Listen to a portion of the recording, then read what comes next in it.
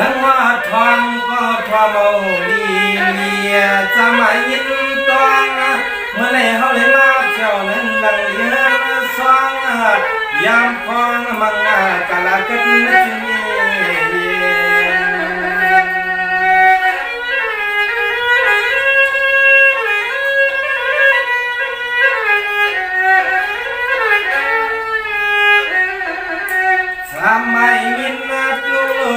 ปีใจสายยุ่งเขาจังโผจังนี้อย่าให้มีน้องผีกินผีคอนเสทีเขียนเธอเขาก็เรียนจึงตวนเมื่อกินเมื่อนอนในสื่อสาจึงกุยามยาม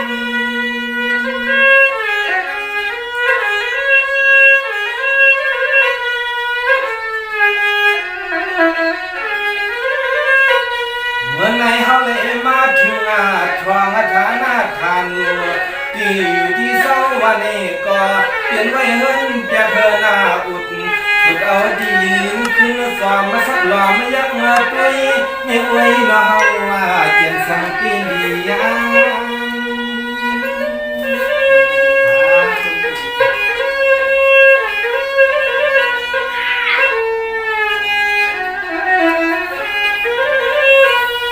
ามเมื่ออยู่ในไปสามีลูกยิงลูกชายวันสามก็สวยสีจำเพเปียกันไปสามีลูกยิงลูกชายวันสามก็สวยสีจำเพเปียกัน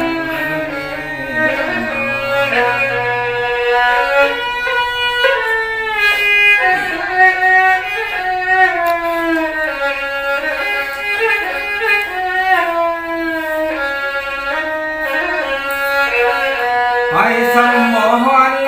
ย้อนความคิดป้าแทงเลี้ยงหนุ่มยุ่งเจอ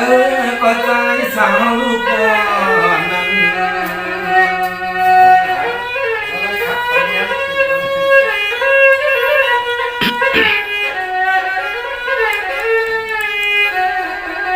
เมื่อนั้นปุ๊บพอจะหนีน้ำมวยก็เลี้ยงหนุ่มเขาว่าไม่ก็เพียงก็ใจแก่นนี้การนี้ขันละอันในความก็หมอห้องพรก็หมอสมาธุหมอผู้เตรียมผู้ลองผู้โยเตียนจักโคอานายเปลี่ยนจักกุนใจ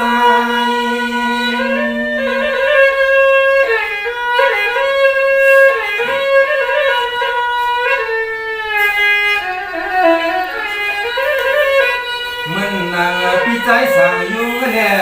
จะร้องเลี้ยงหนุ่มเขา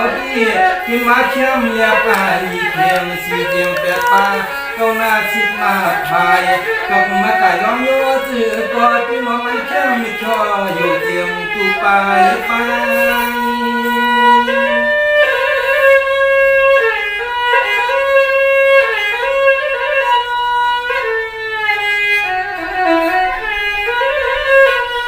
วายนี่มาห่างเขียนสมติแค่ก่อนโบ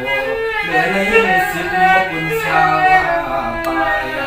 สู่เตี้ยเลี้ยวดีเที่ยวก็เท่าก็ตายยง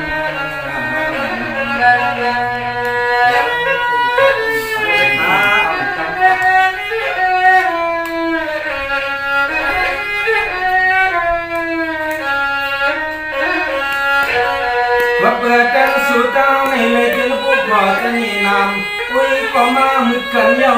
เขาก็ดีสุดว่าเดิมปันกูลองกูไล่ปันนอหน้ากันนางถึงก็จึงหัวจอดถึงเพียงมา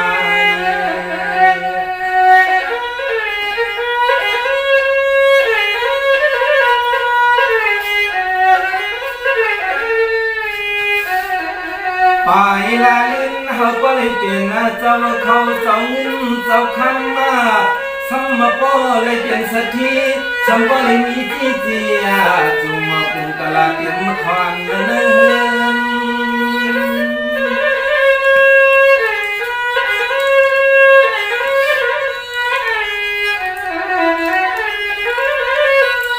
เว้ยก้าวเว้ยเจอว่าจังสูดก้าวสำเร็จกินผัดสังซื้อน้ำหยาดสำอำเสียงทุกคอย ให้กามสู้แล้วซ้ำซ้อมใจโลซอจะไหลขึ้นหดทดมาต่อมาเงียนกันคืน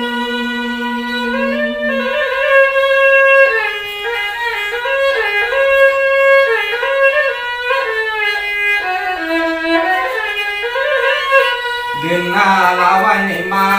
สั่งขึ้นหกยาปวาสุสมาปินสถิภูมากภูมิมือเก็บเก็บว่าขี่รถขี่กา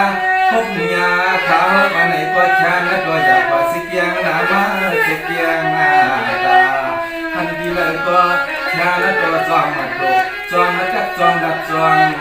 ตาเนี่ยนะ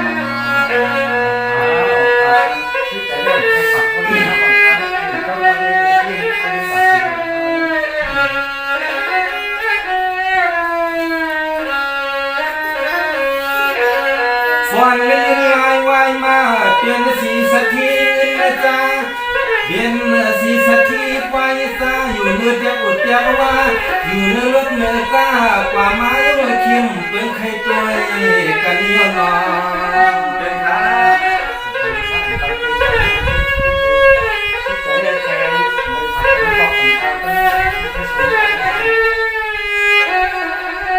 อันนั้นแค่ละดอปีซ้ำมาจะมึงมีลืมมาถึงขอความขาดใจสร้างสุดีนังกันนาการนางมันโนเขาก็เนียนกาทางสิกันนาสิกัน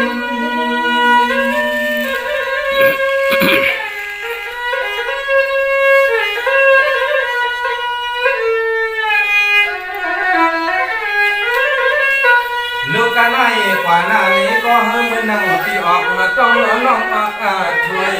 เฮ้ยมันนั่งสู้แล้วยำอยู่ด้วยกันนะกูกินข้า